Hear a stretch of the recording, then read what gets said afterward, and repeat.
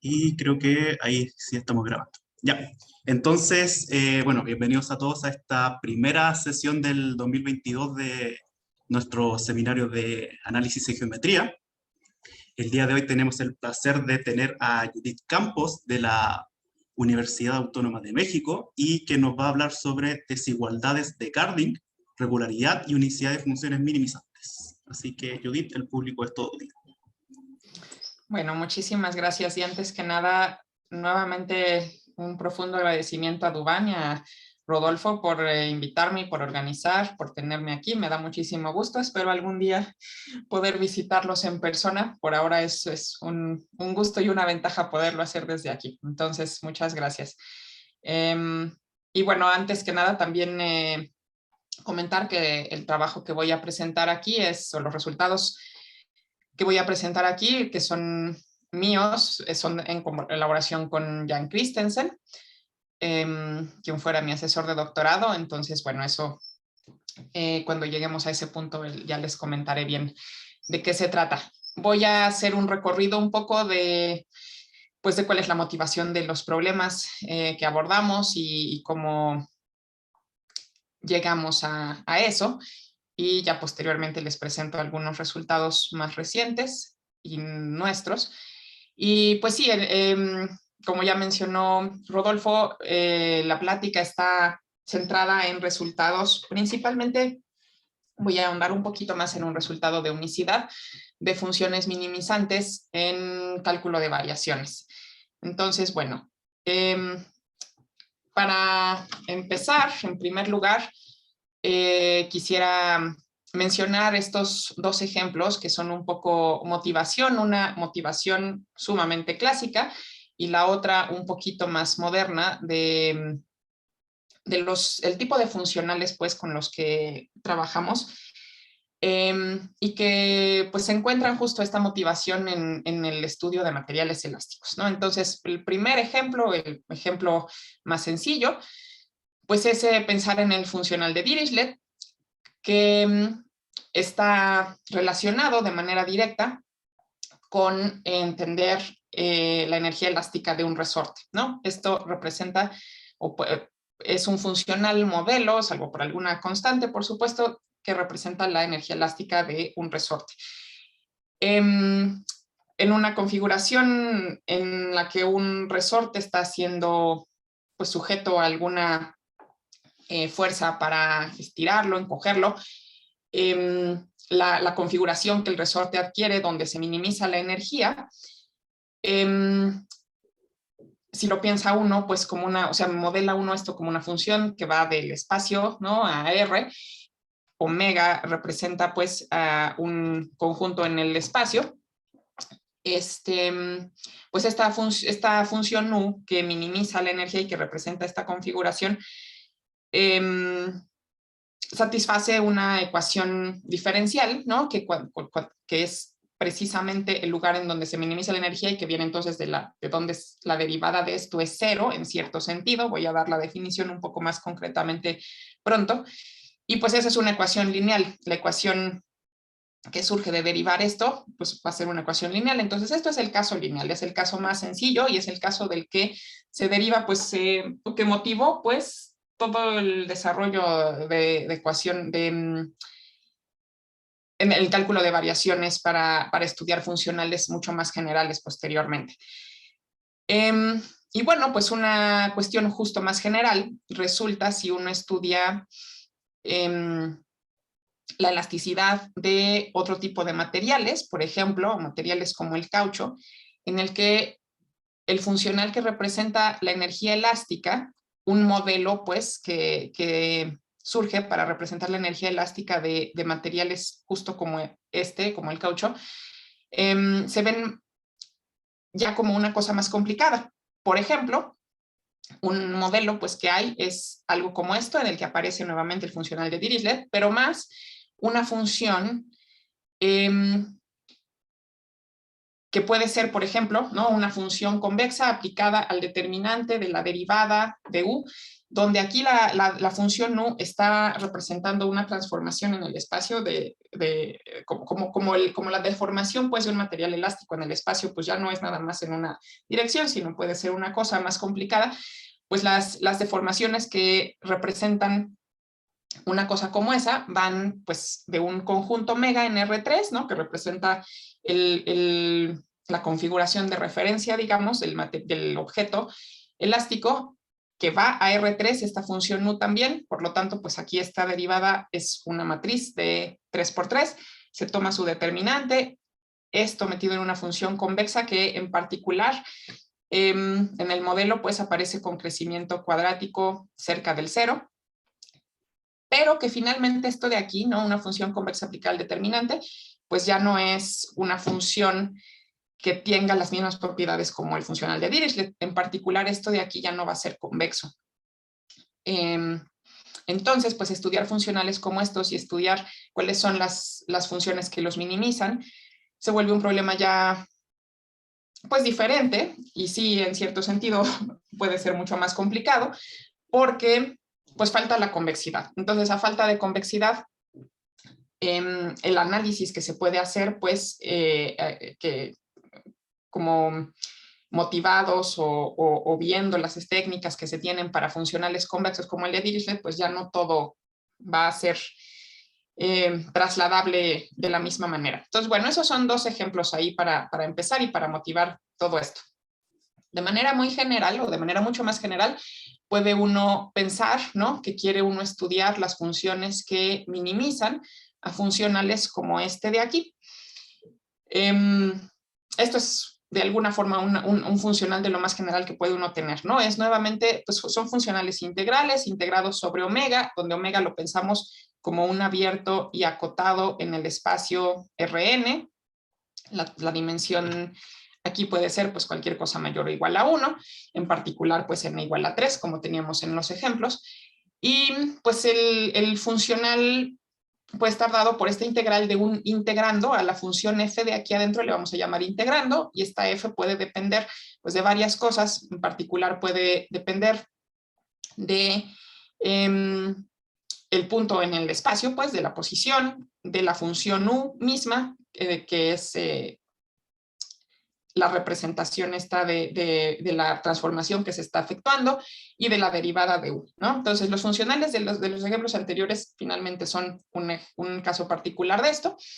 A las funciones u las vamos a considerar pues en un espacio de funciones admisibles, y nosotros trabajaremos en particular en espacios de Sobolev con alguna condición de frontera dada G. Entonces, para simplificar la notación, voy a pensar que el espacio de Sobolev es aquí W1, 2. En general, W1P puede ser un espacio en el que prácticamente todo lo que voy a decir aplica para P estrictamente mayor a 1. El caso subcuadrático siempre tiene sus bemoles, a veces en cuestiones técnicas, pero pensemos pues en general que P mayor o igual a 2 aplica seguro todo lo que voy a decir, pero voy a hablar siempre del caso cuadrático para simplificar las cosas. Y bueno, la función f pues es el integrando, ¿no? Entonces aquí esta x está en omega, esto va en Rm, que es a donde cae la función u, y la derivada de u pues es una matriz en cada punto x. Entonces, en general, esos son los funcionales que tenemos en mente, y nos interesan sus minimizantes y sus propiedades, básicamente. El paradigma, pues, del que surge esto, y en particular cuestiones de regularidad, es decir, de qué tan regulares, qué tan de clase C1, C2, hasta infinito pueden ser las funciones que minimizan a funcionales como el anterior general que les mostraba yo, viene de que pues las funciones armónicas con alguna condición de frontera G son precisamente los minimizantes del funcional de Dirichlet en pues alguna clase de funciones sensata. Por ejemplo, pues no pensar en lo que estoy hablando aquí de las armónicas, pues en el espacio de las funciones de clase C2 en su dominio que satisfacen la condición de frontera, ¿no? Entonces, las funciones armónicas pues son de clase C infinito en su dominio. En omega, pues estas funciones que minimizan este funcional van a ser de clase C infinito, van a tener las mejores propiedades de regularidad en ese sentido que podría uno esperar. Hay un único minimizante para este funcional, hay una única función armónica aquí con una condición de frontera dada. Entonces hay buenas propiedades de regularidad y de unicidad para las soluciones de las funciones que minimizan esta energía, ¿no? Perdona que te moleste un segundo. El, Sí. el, el dominio, el dominio omega tiene una pregunta demasiado técnica que yo creo que no viene mucho aquí, pero igual te la hago por si acaso. Omega es Lipschitz, es regular, es malo, es bueno. En este punto, ok, para muchos de los resultados que voy a pensar, vamos a pensar que omega es un abierto acotado en Rn y no necesitamos regularidad para esto. Por ejemplo, no necesitamos más regularidad. Podemos pedir Lipschitz para que todo funcione con más suavidad, pero en general pensamos en un dominio Lipschitz y ahorita voy a tener sí que suponer más regularidad sobre el dominio y se los diré en su momento. En este punto nada más supongamos que omega es abierto acotado con un dominio razonable en el que las cosas funcionen bien, pero sí habrá condiciones de regularidad importantes sobre el dominio. ¿Sí?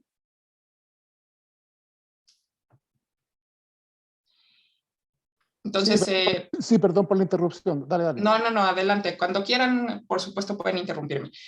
Y bueno, entonces, pasando a un siguiente caso, pues más general, ya no pensando en el funcional de Dirichlet, sino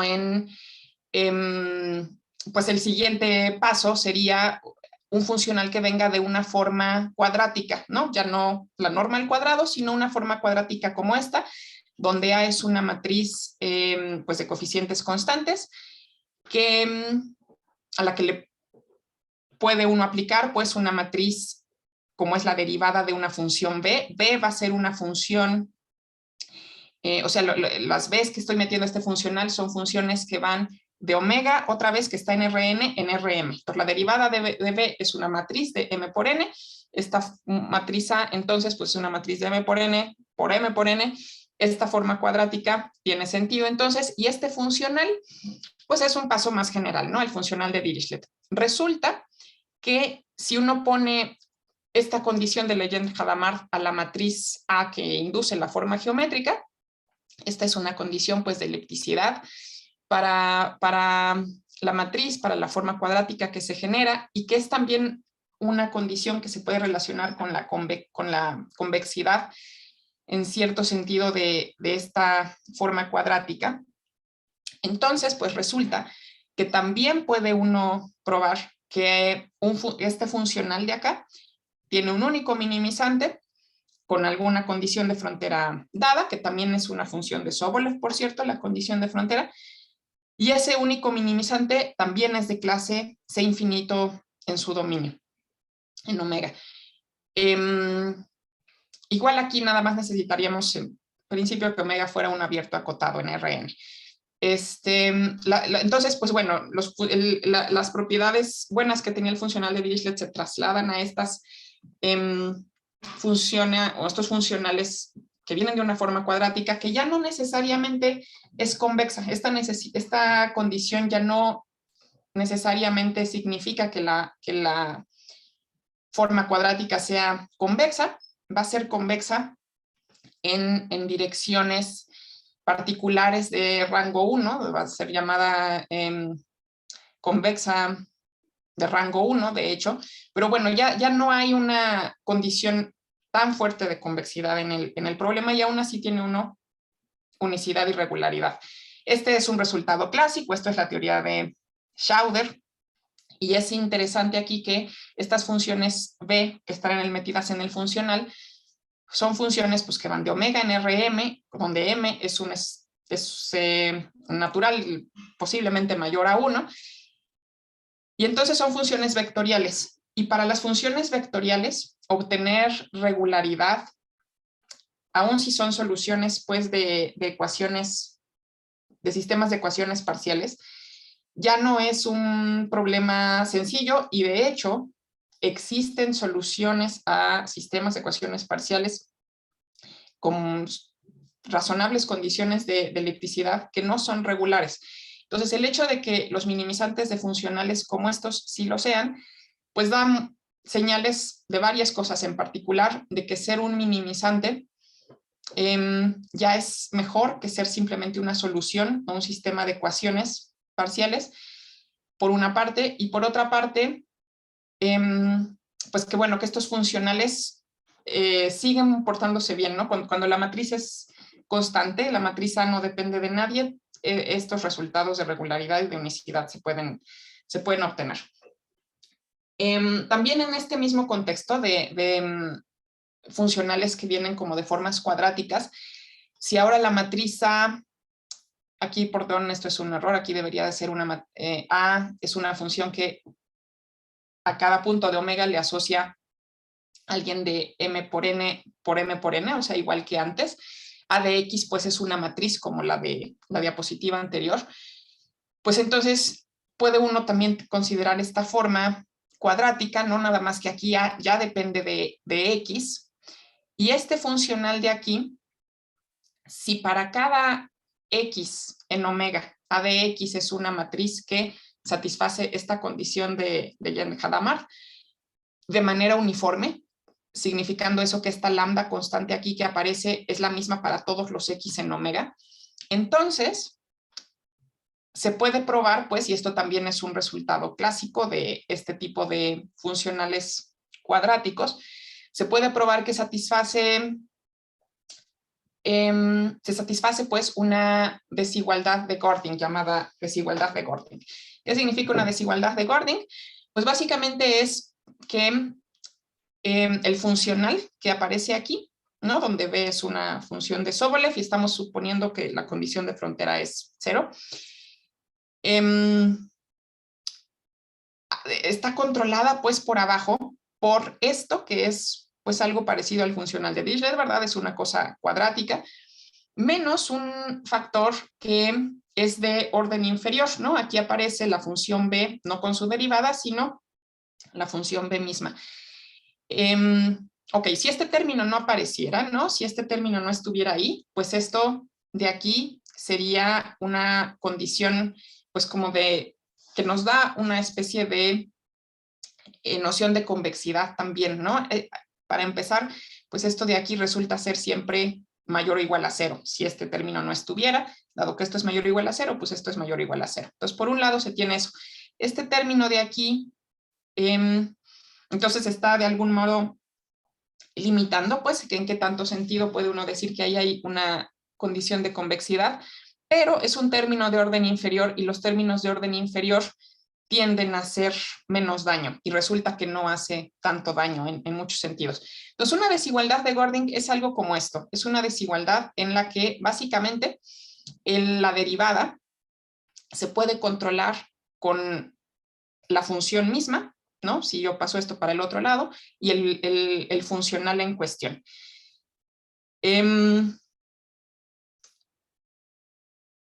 Si lo piensa uno, pues es algo así como como invertir un poco la desigualdad de Poincaré, ¿no? En la que esto se controla con la derivada precisamente. Entonces, ese tipo de situaciones en las que uno puede invertir la desigualdad de Poincaré en algún sentido, significan, ¿no? Que cuando tiene uno una función en la que esta desigualdad se cumple, puede uno obtener pues estimaciones convenientes, por lo menos. Y bueno, un corolario a este resultado, que también es un corolario clásico, pero que quería yo mostrarles, es pues bajo condiciones como las del teorema, pues que cada A de X satisface esta condición de Legendre-Hadamard, resulta que se puede demostrar incluso para este caso, es decir, cuando A depende de X, que hay un único minimizante para funcionales como estos, en la que pues aparece esta forma cuadrática y este término también de orden inferior. Esto siempre y cuando gamma sea suficientemente grande. ¿Por qué va uno a tener unicidad? Pues si gamma es suficientemente grande, este término de aquí podemos lograr que absorba a este término de acá, ¿no? Si lo sumamos de ambos lados, digamos, y entonces el funcional, el funcional aquí más la gamma, ¿no? Este término, digamos que lo podemos haber absorbido, pues queda con una condición que es de convexidad y que puede darle a una unicidad de una manera en la que de forma más general les mostraré con más detalle un poquito más adelante. Pero bueno, entonces es un poco la idea. El punto es que las desigualdades de Gording, en este caso que es como muy lineal todavía, ¿no? El funcional es cuadrático, las ecuaciones asociadas serán más de más tipo lineal, pueden darle a uno unicidad de las soluciones a las funciones que minimizan a los funcionales. Por si acaso, pues decidí poner aquí cuáles son exactamente las ecuaciones a las que me refiero cuando hablo de que una función que minimiza a un funcional satisface un sistema de ecuaciones parciales. Lo puse en este caso también en el caso en el que el funcional o el integrando que induce nuestro funcional no depende de los términos de orden inferior, o sea, no depende ni de x ni de u, para simplificar cómo quedan las ecuaciones. Pero bueno, el punto es que si uno tiene pues un integrando como estos, ¿no? En el que se evalúa en las derivadas de las transformaciones u que caen en Rm, y si u es un minimizante de este funcional en el espacio de funciones admisibles en el que estamos, entonces, pues se satisface, o ese u va a satisfacer las llamadas ecuaciones de Euler-Lagrange, que se derivan esencialmente del hecho de que si u minimiza al funcional, pues entonces si yo tomo una variación adecuada, es decir, una función tal que u más phi o u más un múltiplo de phi, siga siendo una función admisible en el dominio del funcional, ¿no? De tal modo que esto tiene sentido, que se satisfaga la condición de frontera, por ejemplo. Entonces, pues para toda esta variación admisible que yo tenga, el real t igual a 0 va a minimizar esta función real de variable real, ¿no? Cuando u es minimizante del funcional f garigoleada. Y pues eso significa entonces que la derivada de esta función real de variable real, cuando sea derivable, va a ser 0. Si estoy en condiciones en las que puedo derivar esto, que puede ser, por ejemplo, pues que el integrando f sea de clase C1 y que tenga cierta condición de crecimiento o algo que me permita pues tomar el límite y derivar, entonces pues esa derivada en t igual a 0 significa que esta expresión de aquí, o esta es la derivada, pues en t igual a 0 de esto, es igual a 0. Y esto de aquí es una forma débil de expresar las ecuaciones débiles de Euler-Lagrange. Entonces, cuando una función minimiza el funcional, se cumple esto es una condición necesaria para que el u minimice al funcional, y en ese caso vamos a decir que, o sea, si u es una función que que satisface este sistema de ecuaciones para cualquier variación phi, ¿no? Phi es una variación arbitraria, entonces vamos a decir que u es un punto extremo. Esto es una condición necesaria para ser un minimizante.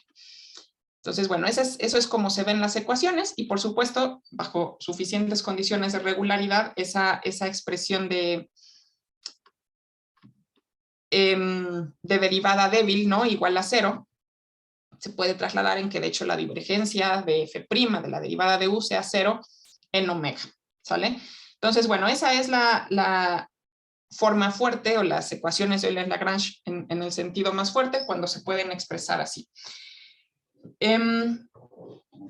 Todo eso es como muy en general, pues, en dónde estamos parados.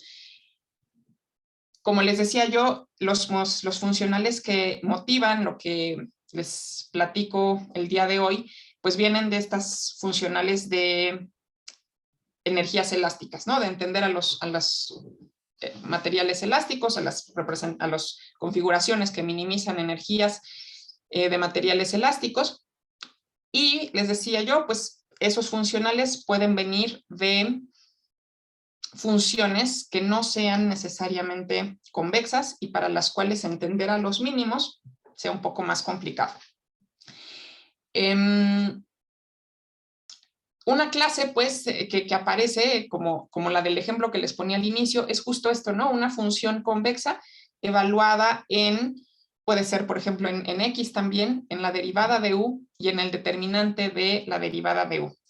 Si G es una función convexa que está evaluada en esto, en el determinante y en la derivada de U, básicamente, pues a esto, ¿no? Yo le puedo llamar una f de X, la derivada de U, que es lo que tengo por acá, y una f que se expresa así, como una convexa del determinante, es una función, esto representa pues a una clase de funciones que son llamadas policonvexas y que fue una noción que John Ball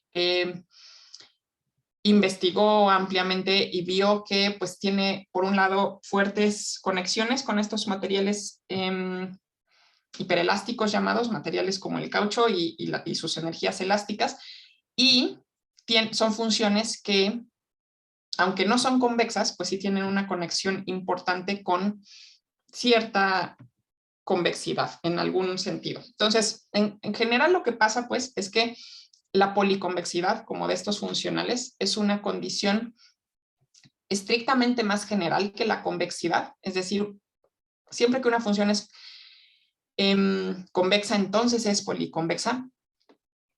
No ocurre lo recíproco, por supuesto, como es el caso de pues justo la función determinante o una convexa del determinante. Y es una condición que pues generaliza la convexidad y que representa estos funcionales de interés para nosotros, ¿no? Resulta que la policonvexidad es a su vez una condición que implica otra noción a la que vamos a llamar cuasiconvexidad y que resulta ser, pues a nivel de la teoría, esencial en el estudio de los minimizantes de funcionales como los que les estoy platicando. Porque básicamente esta noción de cuasiconvexidad, que ahorita les digo la definición cómo va, es, entre comillas, pues, como dicen, mintiendo muy poquito, básicamente equivalente a la existencia de mínimos. Esto en el sentido de que si el integrando f es cuasiconvexo, ahorita digo qué es eso, y si hay condiciones de crecimiento polinomial, por ejemplo, para la f, que controlen su crecimiento, además de tener cuasiconvexidad, entonces el funcional mismo, f, garigoleada, va a ser débilmente semicontinuo inferiormente en el espacio de Sobolev, por ejemplo, W1, 2, ¿no? Esto puede ser en cualquier espacio de Sobolev adecuado, W1P, pues. Eso significa que cuando una sucesión converge débilmente en el espacio, pues f de u va a tener menor energía que el límite inferior de esta sucesión f de uk. Con el método directo, pues, encontrando una sucesión minimizante, esto puede garantizar entonces la existencia de un mínimo para este funcional. Voy a plantear otra vez todo en términos de un integrando que no depende de términos de orden inferior. Y entonces, pues se puede demostrar la existencia de mínimos. Y también se puede ver por ahí que, pues si hay un mínimo, ¿no? Si una función u es un minimizante del funcional, el integrando f, el de adentro de la integral, va a ser una función cuasiconvexa por lo menos en ciertos puntos en donde, en las imágenes de la derivada de u. Esto no quiero entrar en tecnicismos, pero bueno, es esencialmente una condición más general que convexidad, más general que policonvexidad, que es pues, la que nos interesa con los ejemplos motivados, y que es equivalente en cierto sentido a la existencia de mínimos. Entonces la cuasiconvexidad es pues, como la noción correcta pues, para pensar en lo mínimo que hay que pedirle al funcional para que los mínimos existan y ver qué propiedades surgen de los minimizantes en esos casos. La cuasiconvexidad se define, pues ahora sí, como es una condición también en alguna forma de una propiedad de minimalidad. Es decir, si yo tengo una matriz constante, Z, que no depende de X, y está fija esta matriz, que F sea cuasiconvexa a secas, es que esta integral de esta diferencia es mayor o igual a 0. O sea, la cuasiconvexidad es que esto sea mayor o igual a 0. Y eso significa, si uno ve, pues que la integral de f de z, esto es en la bola unitaria, que esto es una constante, es menor o igual que f de z más la derivada de phi, donde phi es cualquier función en el espacio de Sobolev, por ejemplo, W1, 2, con condición de frontera 0. De tal forma que, pues, si z es una matriz constante, z la puede uno ver como que es la derivada de una función afín, ¿no? Una función como esta, su derivada pues es la matriz constante z, y esta función afín puede darme una condición de frontera fija y preguntarme yo, pues, ¿qué función minimiza el funcional con esa condición de frontera afín? Pues es precisamente la misma función afín la que minimiza al funcional cuando hay cuasi convexidad, ¿no? Porque esto va a ser menor o igual que esto. Uno puede poner después una condición de cuasi convexidad estricta, que es pues que esto no sea solo mayor o igual a 0, sino mayor o igual a esta forma cuadrática, ¿no? Otra vez, que es una, puede uno relacionarlo con una elipticidad estricta, por ejemplo, o con convexidad estricta. Entonces, bueno, esa noción de cuasi convexidad es central para nosotros, nos da existencia y resulta que va también ser central en todo lo que tenga que ver con pues, resultados de regularidad y las propiedades en general de los minimizantes al funcional en cuestión. Entonces, bueno, eso es el contexto.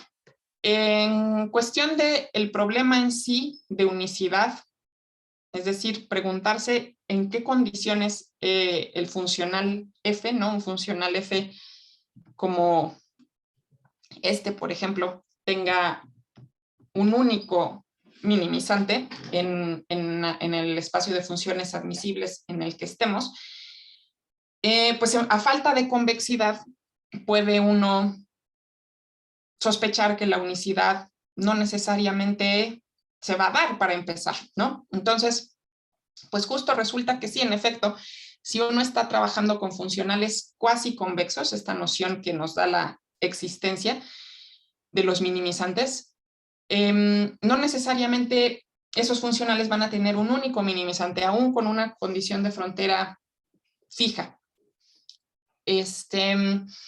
Hay varios resultados pues, que surgieron muy interesantes. Uno fue pues, en 2003 por Müller y Schwerak, que vieron que pensando en puntos críticos, no en minimizantes, sino simplemente en los puntos críticos, pues no, ciertamente no necesariamente un punto crítico de un funcional cuasi convexo va a ser único, ¿sí? Puede haber varios puntos críticos. Eso es algo esperable en una función que no es convexa, ¿no?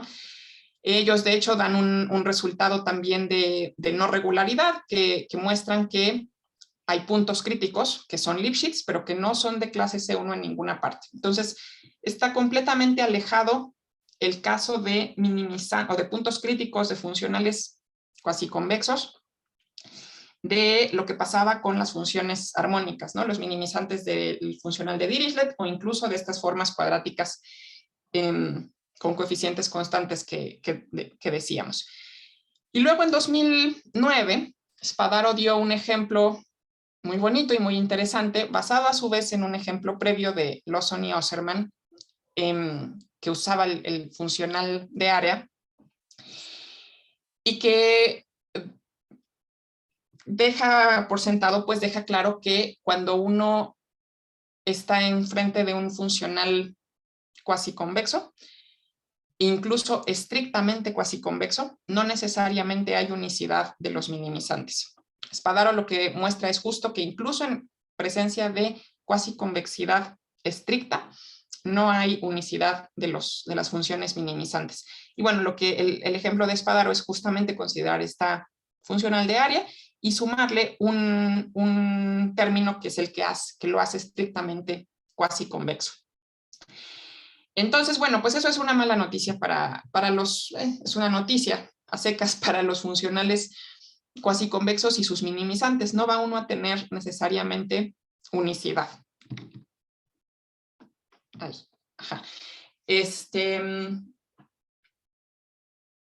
En cierto sentido, pues, para los problemas que vienen de elasticidad, pues esto plantea ciertas preguntas, ¿no? Como qué condiciones puede uno imponer para garantizar que sí hubiera pues unicidad en algún grado o en algún sentido. Y bueno, los resultados entonces que les muestro aquí en colaboración con Jan Christensen, que vienen desarrollándose en distintas formas pues de tiempo atrás, empiezan con esta proposición que es una desigualdad de Gording para funcionales como estos, ¿no? Estoy pensando en funcionales otra vez en los que nos deshacemos de los términos de orden inferior y pensamos en minimizantes de esto. ¿Cómo van a ser los minimizantes de esto? Entonces, bueno, cuando uno parte de un funcional como este, donde el integrando f es de clase C2, le pedimos que sea de clase C2, y esto es en una enorme medida motivado porque vamos a básicamente aproximar con su segundo polinomio de Taylor a f. Si pedimos que la f sea una función estrictamente cuasi convexa, entonces no necesariamente convexa. En el caso vectorial, pues cuando U cae en Rm, esto no necesariamente implica que la f sea convexa.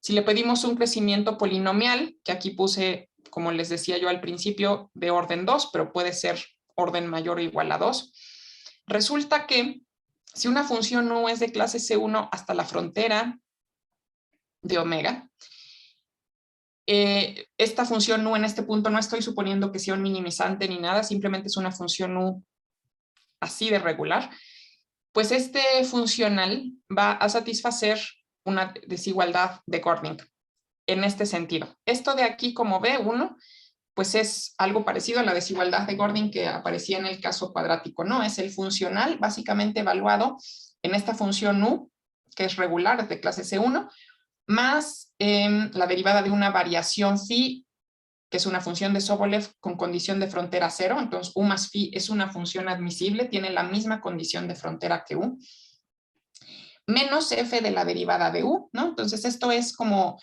pues algo que si uno está buscando unicidad, uno quiere que esto de aquí sea mayor o igual a 0, ¿no? Básicamente eso, perdón, si uno tiene un minimizante, uno quiere que esto de aquí sea mayor o igual a 0, que eso significa que esto sea un minimizante.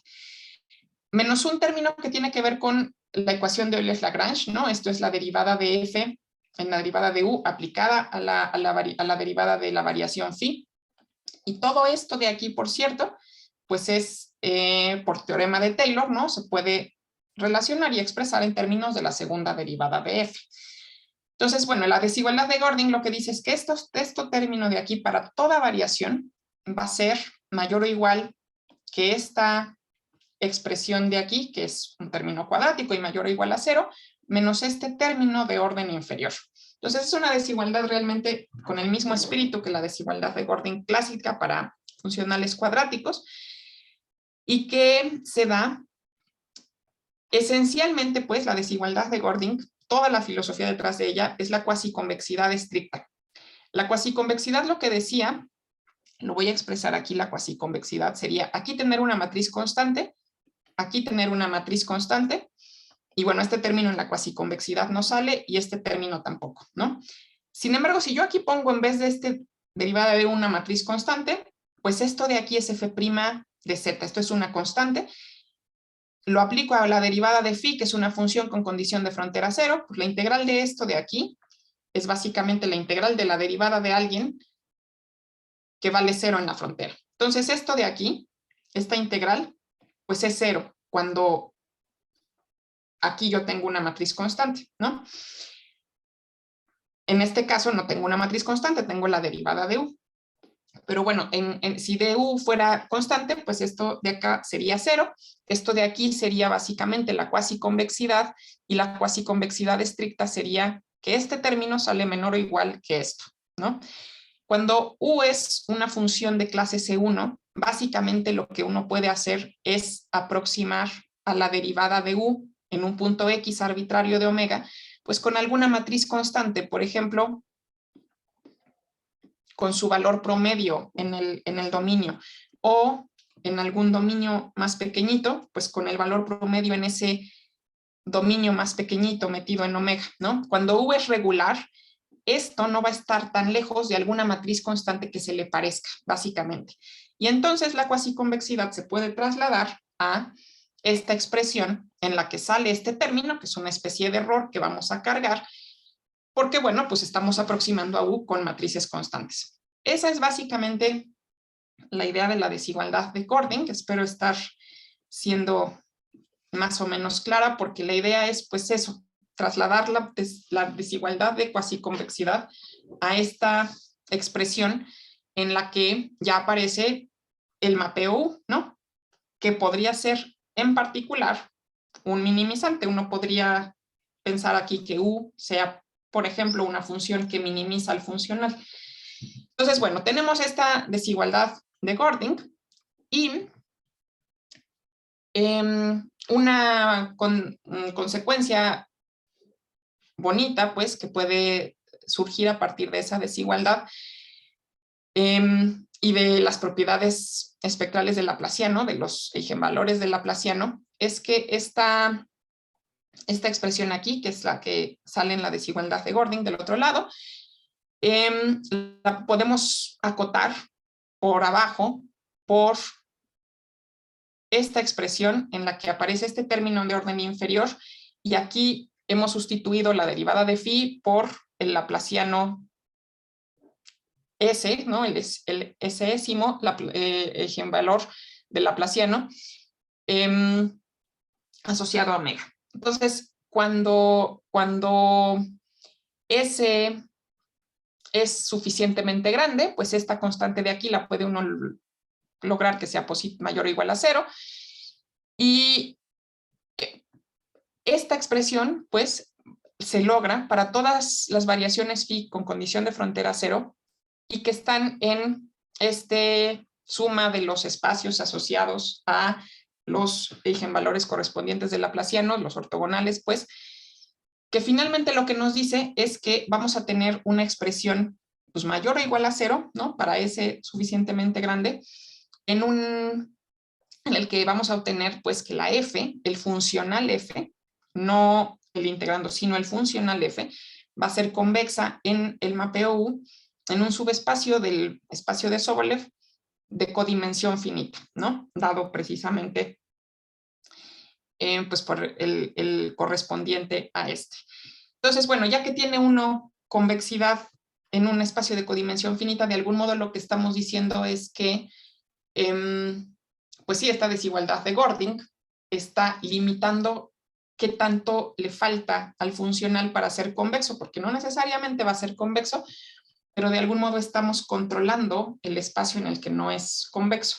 Entonces, bueno, eso es un resultado como en términos de qué relación tiene esto con la convexidad del funcional, pero finalmente el resultado pues de unicidad que uno puede obtener a partir de esta desigualdad de Gording en esta forma como no lineal en la que la hemos obtenido es el siguiente, y básicamente la idea, otra vez pensando como en esta motivación de los materiales elásticos, es si uno tiene un material elástico, un objeto de un material elástico y lo deforma poquito, ¿no? Entonces, de alguna manera impone uno una condición de frontera que sea pequeñita, la perturbación es pequeñita, pues va a resultar que imponiendo esa condición de frontera, pues la configuración que minimiza la energía del material sí va a ser única.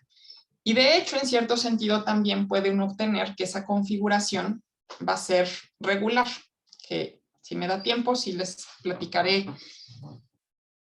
al respecto de qué pasa con la regularidad ahí de la transformación que minimiza la energía. Entonces, el resultado de unicidad dice, si está uno en un dominio acotado, en Rn, si el integrando es de clase C2, es estrictamente cuasiconvexo y de crecimiento polinomial, cuadrático, por ejemplo, o P mayor o igual a 2, entonces, pues si la condición de frontera que imponemos es chiquita en este sentido, en el sentido de que la norma en L2 de la derivada sea menor que algún epsilon que existe, suficientemente pequeño, Y si uno parte de una función U de clase C1 hasta la frontera, con esa condición de frontera, que sea un minimizante global de F, entonces ese U, minimizante suave, es único. Es el único en el espacio de Sobolev con esa condición de frontera.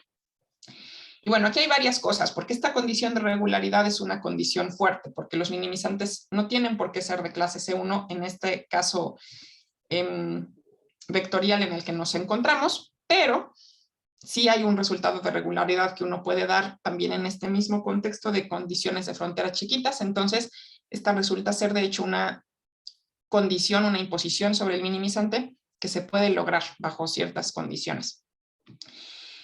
Lo que está detrás, pues, del resultado de unicidad es esa desigualdad de Gordon que les presentaba yo hace un momentito, y unas estimaciones que hay en la energía del minimizante en términos de la energía del funcional. Aquí esto es una desigualdad salvo por una constante. Perdón, en términos, la energía del minimizante en términos de la energía de la condición de frontera. Esta es una desigualdad clásica, pues esto no es nada nuevo y viene de la cuasiconvexidad otra vez. La cuasiconvexidad garantiza que uno puede controlar esta energía de Dirichlet del minimizante con la energía de Dirichlet de la condición de frontera G. Entonces, básicamente, ¿verdad? Cuando la condición de frontera es pequeñita, pues la energía de Dirichlet del minimizante también lo va a hacer. Y eso nos va a permitir, pues, absorber términos, básicamente, en los que aparece la derivada del minimizante y obtener unicidad. Entonces, brevemente les doy la idea de cómo es la prueba de la unicidad, y esto es un poco como la prueba moral del asunto, no vienen los detalles técnicos, pero va más o menos así la cuestión. Piensa uno en la integral promedio de U, donde U es el minimizante, y es el minimizante de clase C1 hasta la frontera. Entonces, esto de aquí es el valor promedio de la integral de su derivada. Esto es una matriz constante, y por cuasiconvexidad a esta matriz constante, pues le puedo aplicar la condición de cuasiconvexidad fuerte o de cuasiconvexidad estricta, que dice que f de esta matriz constante más una variación cualquiera menos f de la matriz constante es mayor o igual que esto. Como esto es una matriz constante aplicada a f', esto de aquí es una constante. Si lo aplico a la derivada de phi tiene condición de frontera 0, esta integral es 0. Entonces este término de aquí de hecho es 0, pero lo puse porque pues toda esta expresión de aquí, dado que la f es de clase C2, la podemos aproximar con esta expresión en la que no aparece la integral promedio de la derivada de u, sino la derivada de u misma. Y aquí no aparece la integral promedio de la derivada de u, sino la derivada de u misma, y aquí lo mismo. Esta es nuestra expresión en la que está el minimizante siendo comparado con alguna variación arbitraria. Esto de aquí, por cierto, también es 0 cuando U es un minimizante, porque es la condición de Euler-Lagrange. Y pues bueno, esto se aproxima con esto, más un error que está dado por un módulo de continuidad de la derivada de la segunda derivada de f, y que usando el hecho de que U es una función minimizante, puede uno lograr pues obtener una desigualdad aquí de Hölder inversa, de modo que la omega sale de la integral, obtenemos la integral de esto. Y como les decía yo, la estimación que tenemos para la energía de Dirichlet de U, gracias a que derivada de G es chiquita, nos va a garantizar que esto de aquí lo podamos hacer pequeñito de una manera uniforme, de tal suerte que lo pueda yo pasar restando para este lado y absorberlo por este término cuadrático de la derivada de phi. Lo absorbe 1 y entonces, si esta variación phi es, por ejemplo, la diferencia de dos minimizantes, ¿no? Supongamos que u y b son ambos minimizantes con la misma condición de frontera, pues entonces b menos u tiene condición de frontera 0, es una variación admisible. Esto de aquí es simplemente f de la derivada de b. Si ambos u y b son minimizantes, esta energía y esta energía son cero, porque son la misma cosa, ambos minimizan la energía. Entonces, esta diferencia de energías sería cero. Esto de aquí es cero por la ecuación de Euler-Lagrange. Este término lo absorbo para acá y lo que obtiene uno es algo así como que la derivada de phi al cuadrado es menor o igual a cero. Todo esto es moralmente, en realidad sí les estoy mintiendo un poquito, pero la idea es esta. Y básicamente esto significa, ¿no?, que pues, si phi es la diferencia de BU entonces la derivada tiene que ser la misma. Como tienen la misma condición de frontera, entonces U y B tienen que ser la misma. Todo esto, pues, detrás tiene estimaciones como muy propias del cálculo de variaciones que tienen que ver con que cuando uno tiene un minimizante, como U y B, hay propiedades de integrabilidad superior que permiten tomar la desigualdad de Holder aquí y demás. Entonces, bueno, esa es un poco la idea de la prueba. Eso que les decía yo aquí es lo que está escrito de esta forma. Entonces, tiene una unicidad de los minimizantes. Y bueno, ya de manera muy breve, nada más para concluir, decirles que esta condición de que el minimizante sea de clase C1 sí es una condición fuerte, porque los minimizantes de funcionales como estos no tienen por qué ser de clase C1. De hecho, a ver, hay un resultado de Evans del 86 en el que muestra que los minimizantes de funcionales como estos en cuestión son regulares casi en todas partes, es decir, son regulares salvo por un conjunto de medida cero contenido en su dominio. Hay ejemplos de puntos críticos que ya les mencioné de Müller y Schwerak que son altamente no regulares, no de clase C1, entonces no tienen por qué ocurrir que los minimizantes sí sean de clase C1 y menos hasta la frontera. Pero bueno, en conjunto con estas cuestiones de unicidad y de las desigualdades de Gordon, también tenemos un resultado en el que cuando la condición de frontera es pequeña, pero en este otro sentido, de que sus oscilaciones respecto a sus integrales promedio sean pequeñitas, estas son las oscilaciones promedio de la derivada de G, que es la condición de frontera.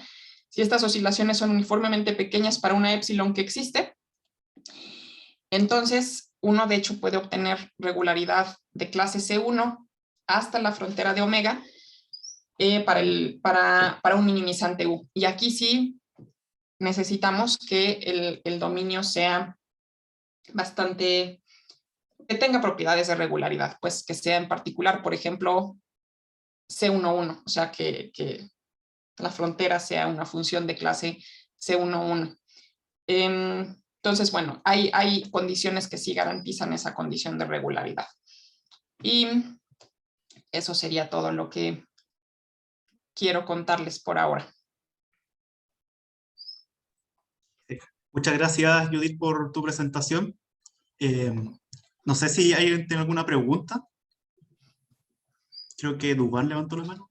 O está aplaudiendo, no sé. Ese símbolo no lo conozco. Déjeme revisar. Bueno, por mientras yo tengo una pregunta. Quería saber qué tanto se puede debilitar la condición de que F sea de clase C2. Por ejemplo, si es de clase C1, ¿qué es lo que fallaría? Pues bueno, es que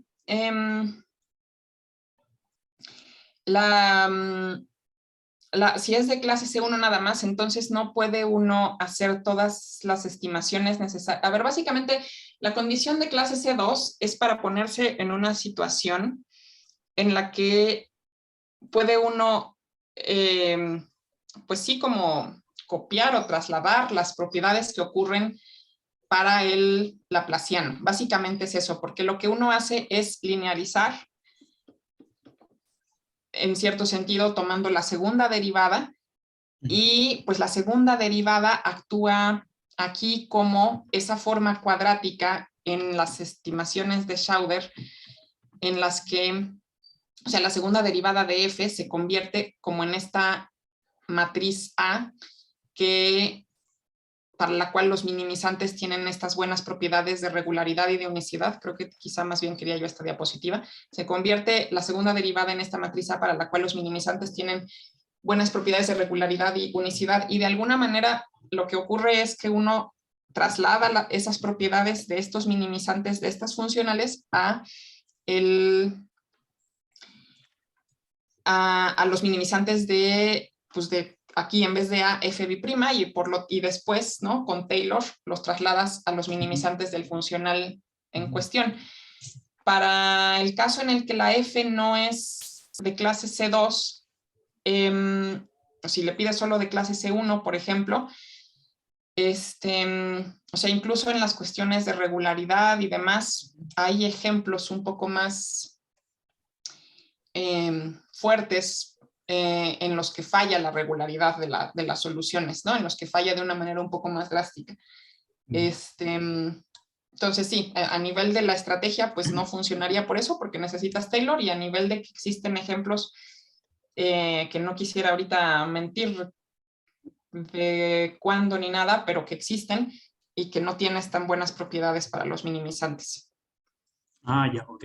Sí, que también lo preguntaba por, no sé, el asunto, claro, si no se cumplía en clase C1, si hay como, no sé, este tipo de, no sé, de argumentos tipo Jornach, ¿qué pasa con regularidad intermedia? Como C1 más alfa, cosas así. No sé si también surge el mismo problema o no. Bueno, me imagino que sí, pero si hay alguna otra estrategia o algo de ese estilo. Para el caso vectorial en regularidad, hasta donde yo he visto y conozco realmente, en este caso de cuasiconvexidad, lo que puede uno hacer es con estas estrategias pues de aproximación. La verdad es que no conozco que hubiera otras maneras, porque te falla todo cuando tienes nada más cuasiconvexidad. Pero tampoco, sí, yo hasta donde sé, no. Esta es la manera de trazarle las buenas propiedades de regularidad a las funciones, a las soluciones, pues. Perfecto, gracias. No sé si alguien tiene alguna otra consulta. A mí me gustaría hacer para aprender, porque como no, para tratar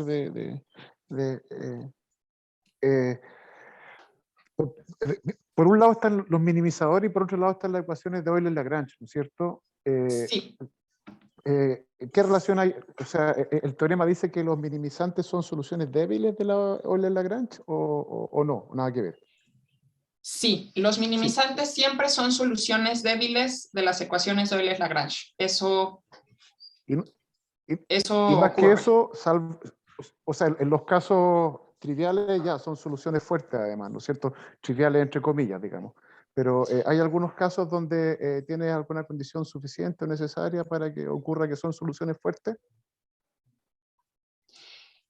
Cuando hay regularidad, esencialmente, bueno, una de las propiedades, de las condiciones por las cuales resulta importante, pues, estudiar la regularidad de las soluciones es justo porque si tienes más regularidad, pues entonces sí, esta condición débil se puede expresar automáticamente como la condición fuerte, cuando la U es suficientemente regular y la F, bueno, aquí ya estoy suponiendo que la F es suficientemente regular. Entonces, si la U es suficientemente regular y tienes una solución débil, entonces sí va a ser una solución fuerte a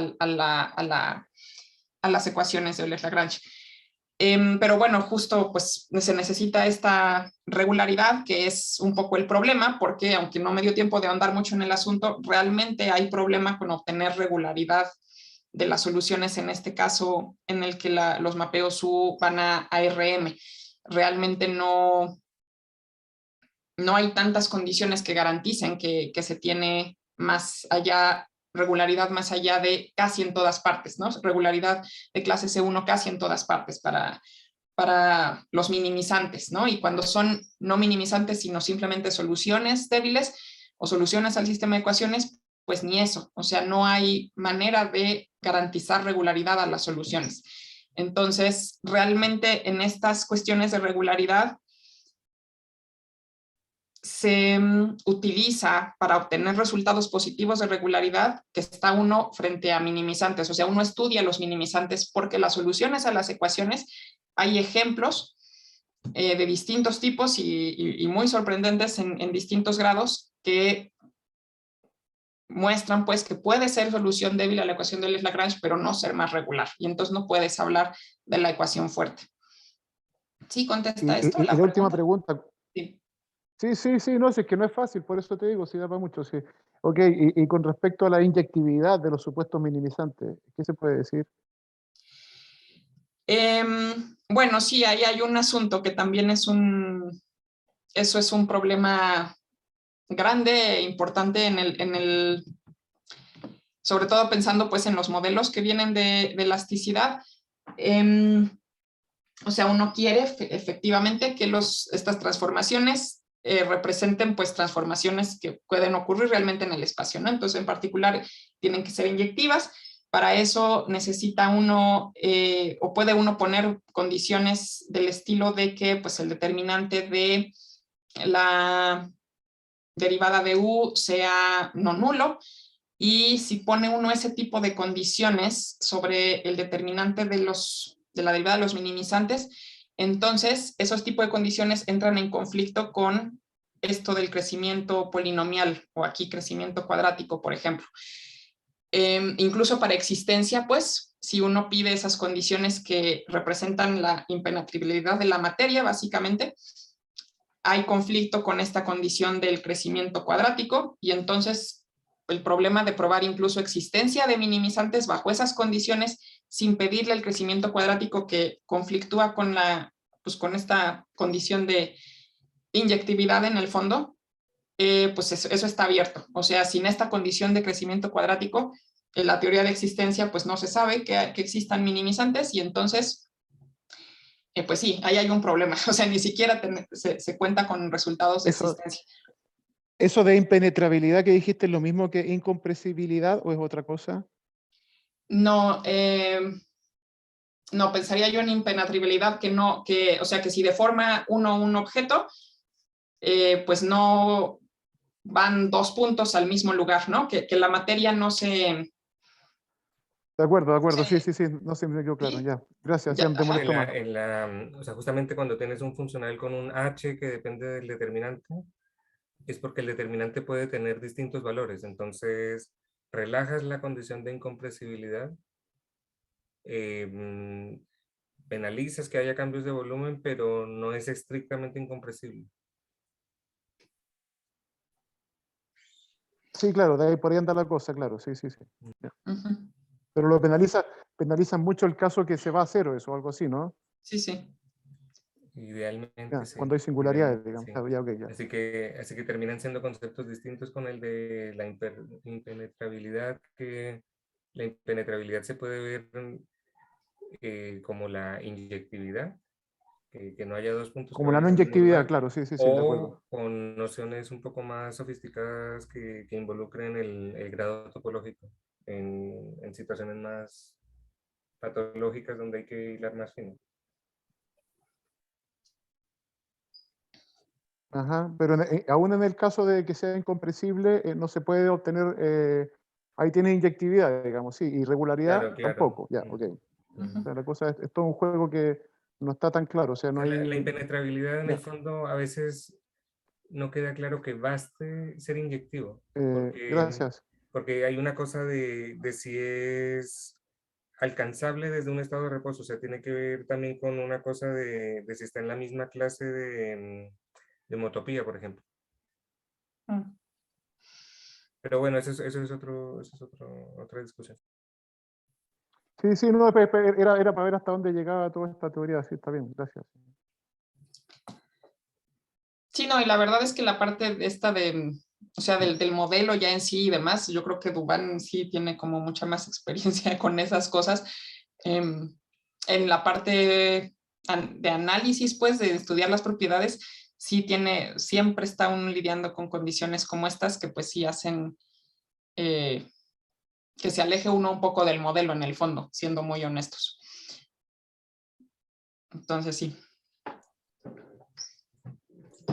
Claro, porque una cosa es la regularidad, ¿cierto? La Y regularidad de las avanzando ecuaciones también. de Euler-Lagrange, eso es diferente del minimizante, y ahí se pone más tricky la cosa, supongo yo. Yo no sé cómo lo están trabajando, pero si es minimizante, claro, débil, ahí hay muchas teorías que ustedes conocen mucho mejor que yo, pero para ecuaciones, para la Euler-Lagrange ya trabaja un poco más a la clásica, ¿no es cierto? A la clásica débil, digamos, con estimaciones y todo eso, y dice como Schauder, etcétera, que la cosa debe ser más dura, me imagino yo. Sí, sí, se tiene que trabajar con, no solo con el hecho de que se resuelve el sistema de ecuaciones débiles de Euler-Lagrange, sino con la minimalidad en sí. O sea, tal cual usa uno la desigualdad dada por la minimalidad para estas estimaciones. Se necesita, pues. Entonces, sí. Ok, bueno, entonces si no hay más preguntas, le damos las gracias a Judith por la presentación. Estuvo muy interesante, sobre todo para alguien como yo que no es del área. Estuvo muy interesante. Entonces, eso, si alguien quiere seguir discutiendo sobre los problemas de la charla,